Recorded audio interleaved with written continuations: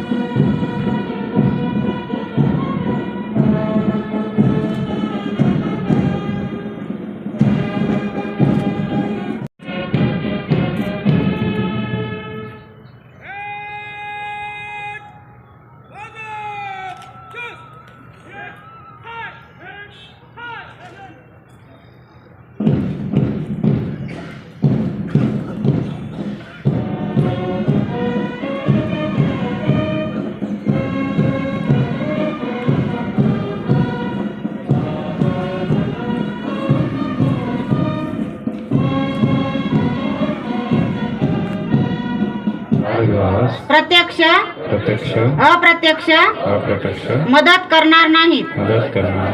इयत्ता 12वीच्या परीक्षेदरम्यान कॉपी किंवा इतर कोणताही गैरप्रकार होऊ देणार नाही। त्यांच्या मार्गदर्शनाखाली माननीय समादेशक राज्य राखीव पोलीस बल क्रमांक 12 परेड कमांडर शेख अखिल शेख अब्दुल RPI पोलीस मुख्यालय हिंगोली आणि परेडचे सेकंड कमांडर पोलीस उपनिरीक्षक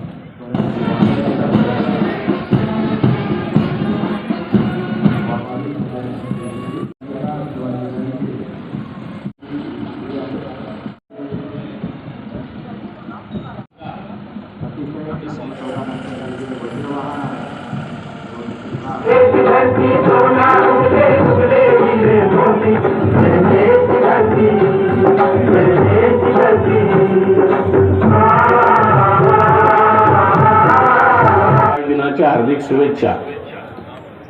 घटना समितीच्या मसुदा समितीचे अध्यक्ष डॉक्टर बाबासाहेब आंबेडकर यांचे अमूल्य योगदान लाभलेल्या लोकशाही प्रणालीचा दीपस्तंभ ठरलेल्या भारतीय राज्यघटनेची 26 जानेवारी 1950 रोजी देशात अंमलबजावणी सुरू झाली। ध्वजवंदनाच्या शासकीय समारंभासाठी उपस्थित आदरणीय स्वातंत्र्य सैनिक, खासदार, आमदार, लोकप्रतिनिधी, ज्येष्ठ नागरिक, पदाधिकारी, अधिकारी, कर्मचारी, विद्यार्थी, त्या प्रजासत्ताक दिनाच्या आपल्या जिल्ह्याचे पालकमंत्री माननीय झिरवाळ साहेब हे सर्वांना शुभेच्छा देत आहेत. नागरिकांची विचारपूस आणि सर्वांचं या ठिकाणी कौतुक करण्याचं काम माननीय पालकमंत्री महोदय यांच्या माध्यमातून होत आहे. आणि या निमित्तानं आपणा सर्व जनतेला आवाहनसुद्धा करण्यात येत आहे की आपली ही जी लोकशाही आहे हे टिकवण्याचं काम आपणा सर्वांच्या खांद्यावर आहे. ही आपणा सर्वांची जिम्मेदारी आहे की आपला भारत देश हा जगामध्ये एक सक्षम देश, प्रगत देश झाला पाहिजे. आणि म्हणून 26 जानेवारी रोजी प्रजासत्ताक दिन या ठिकाणी संपूर्ण भारतभर साजरा करण्यात येत आहे.